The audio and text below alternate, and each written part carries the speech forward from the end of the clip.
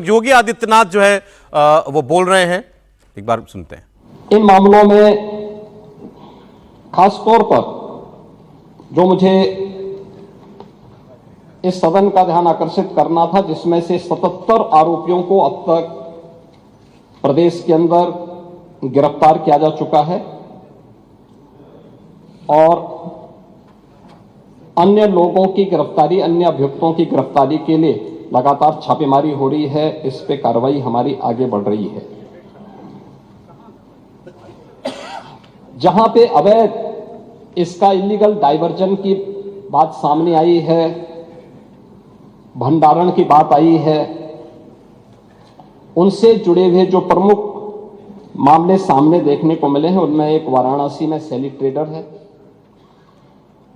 सहारनपुर का Abbott health care है,